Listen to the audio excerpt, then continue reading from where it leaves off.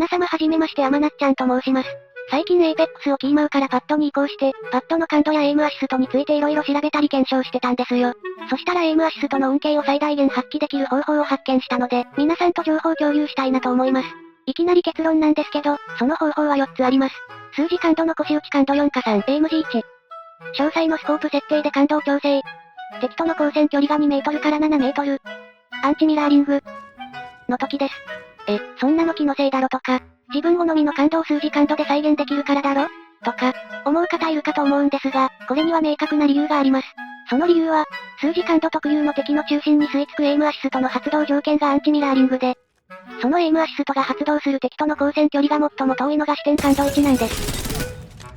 というわけで、この動画ではなぜ数字感度の方が詳細感度より優れているのか、そしてなぜ数字の腰打ち感度4か3、AMG1 がいいのかについて解説したいと思います。はじめにエイムアシストについて説明させてください。エイムアシストには2種類あります。一つ目は左スティックでキャラクターを動かした時に発動するエイムアシストです。これはカーソルが敵キャラクター約1人分のエリアに入った時に進行方向の逆に向くエイムアシストです。左に動いてる時は右に、右に動いてる時は左にエイムアシストがかかります。これをエイムアシスト A とします。二つ目が右スティックで視点移動した時に発動するエイムアシストです。これは敵キャラクター約 0.5 人分のエリアに入った時に感度が低くなるエイムアシストです。これをエイムアシスト B とします。二つのエイムアシストのエリアはこんな感じでエイムアシスト A が外側にありエイムアシスト B は内側にあります。この二つのエイムアシストは詳細感度も数字感度も同じように発動します。ではなぜ詳細感度より数字感度の方が強いと言われているのかというと、詳細感度は先ほど話したエイムアシスト B のエリアで速度減衰して、数字感度は敵の真ん中でエイムアシスト B が効くと言われています。が、敵を中心で捉えるエイムアシストが効くには条件があります。それは移動してる方向と逆方向にエイムしてる時、いわゆるアンチミラーリングの動きの時です。なので右に動きつつ右にエイムする場合はこのエイムアシストは発動しません。左も同じです。これは視点感度1234のどれでも発動します。ADS しててもしてなくても効きます。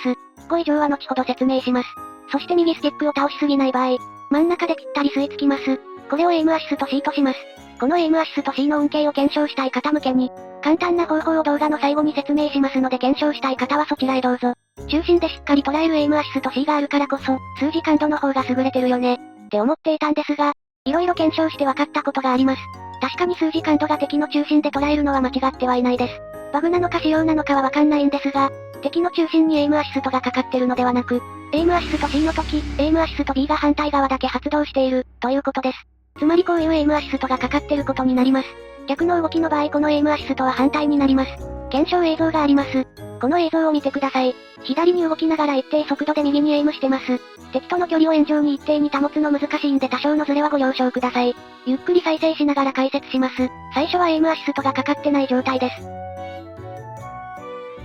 そしてカーソルがエイムアシスト A のエリアに入ると、左移動に対して逆の右に向こうとするエイムアシスト A がかかります。エイムしてる感度プラスエイムアシスト A0.4 の速度で右方向に加速します。そして、もし数字感度が敵の中心にエイムアシスト B が発動するとしたら、この中心を超えた時、再びエイムアシスト A が発動してすぐ右方向に加速するはずですよね。しかし、右側だけは本来のエイムアシスト B のエリアまで感度が低くなっていて加速せず、再びエイムアシスト A のエリアで右に加速してエイムアシストオフの感度に戻ります。これらを踏まえると数字感度は敵の中心でエイムアシストがかかっているのではなく、中心から反対側にだけエイムアシスト B がかかってるということになります。じゃあなんで真ん中でピタッと止まるエイムアシスト C があるの？エイムアシスト B は感度が鈍くなるだけだから真ん中で吸い付くのはおかしい。って疑問に思うじゃないですか。私の中で一つの仮説があります。それは、エイムアシスト A と B が交互に効き合ってる説。どういうことかというと、まず、エイムアシスト A が発動して右に加速するじゃないですか。中心から少しでも右側にカーソルが行くと、エイムアシスト B が発動して感度が弱まって左側に戻されます。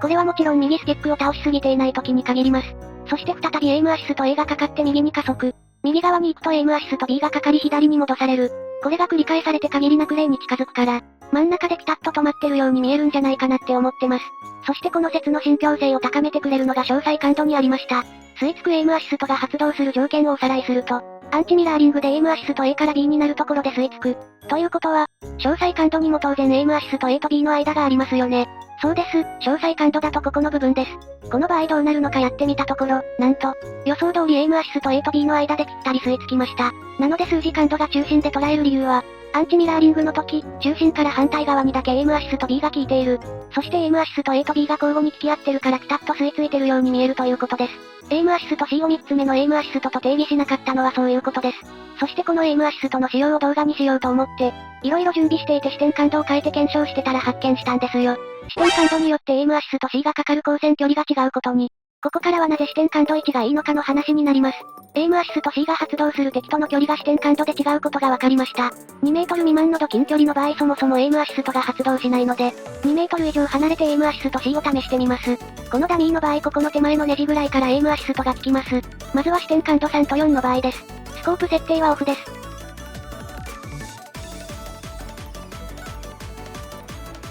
2つともエイムアシスト C が効いてますね。しかし4メートルを超える位置、この橋が終わる部分以降でエイムアシスト C を試してみます。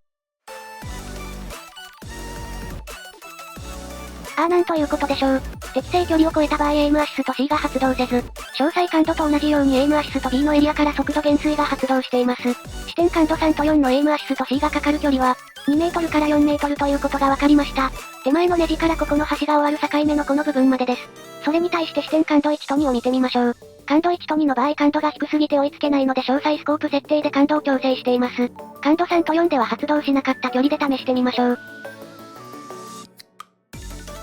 感度1と2の場合4メートルを超えてもエイムアシスト C がかかっています。そして1と2の適正距離は7メートルまでで、手前のネジからしましまタイルの右側までだと分かりました。感度1、2と3、4を比べてみるとほぼ2倍の差があります。そして7メートルを超えると詳細感度のようにエイムアシスト B のエリアから速度減衰がかかります。なぜ視点感度1、2と3、4で差があるのか、それはわかりません。自分はこのエイムアシスト C がかかること自体このゲームのバグだと思います。ここで2択の質問。このエイムアシスト C は、1数字感度は細かく感度調整できないから少しだけエイムアシスト有利にしちゃおうという使用説。2本来数字感度も詳細感度と同じ挙動になるはずだったのにバグってエイムアシスト C が生まれてしまったけど使用ってことにしとこうというバグ説。皆さんはどちらだと思いますか？ぜひコメント欄で教えてください。そしてなぜ視点感度1がいいのかなんですが、正直1も2も違いがわかりません。ですが、視点感度1、2と3、4にエイムアシスト C がかかる距離に差があったことから、視点感度が低い方がエイムアシスト C の距離遠いし、1と2に違いがないように感じるけど1の方がいいんじゃね？って結論になりました。機械的な動きで検証すれば1と2の間に差があるのかもしれませんが、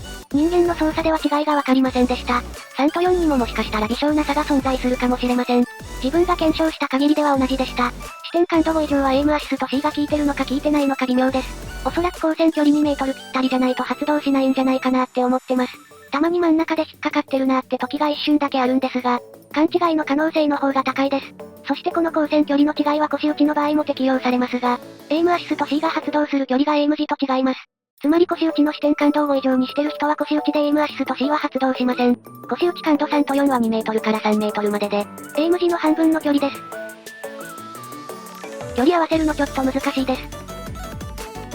そして腰打ち感度1と2には明確な違いがあって、腰打ち感度2の場合は2メートルから6メートルの距離となって、しましまの左側までエイムアシスト C が効きます。このラインを越えて7メートルになると効きません。これも調整が難しいです。そして腰打ち感度1なんですが、これはとても遠くて11メートルまで効きます。この箱の左側まで効きます。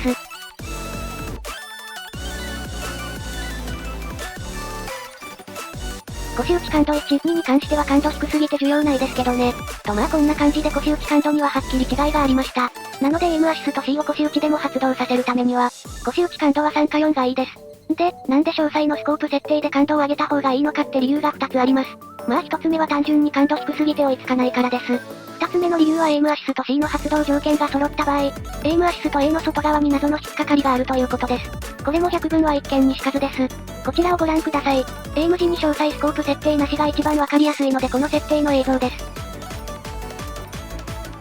左ステックと右ステックを同時に最大まで倒します。左ステックだけ距離を保つために微調整してます。どうです？わかりましたか？なぜかわかりませんがエイムアシスト A がかかるエリアに入る前に、エイムアシスト B もしくは何かしらの速度減衰がかかっています。まあこんな低感度の人が ADS しながら、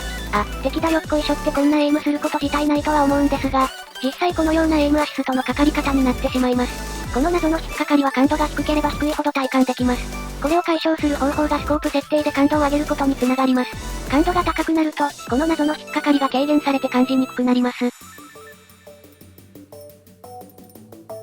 そしてこの謎の引っかかりが発動しない時が2つあります。詳細感度とエイムアシスト C が発動しない時です。これもバグだと私は思ってます。この謎の引っかかりがあるからこそ、より数字感度がバグってるんだろうなと強く思います。ちなみに今回話したエイムアシスト C や謎の引っかかりは、リニアでもクラシックでも発動します。スコープ設定は自分好みでいいと思います。私はパッド歴まだ1ヶ月の雑魚なのでスコープ感度に関しては参考にならないと思います。ということで今回のまとめです。エイムアシストの恩恵が一番受けられる感度は、数字の腰打ち感度4か3、エイム時感度1、詳細のスコープ感度の調整、アンチミラーリング、敵から2メートルから7メートルの距離、という結果になりました。このエイムアシストに関して不透明な部分も多々ありますが、もし皆さんの知ってることなどありましたらぜひコメントで教えてください。良ければ高評価とチャンネル登録ぜひよろしくお願いします。それでは最後までご視聴いただきありがとうございました。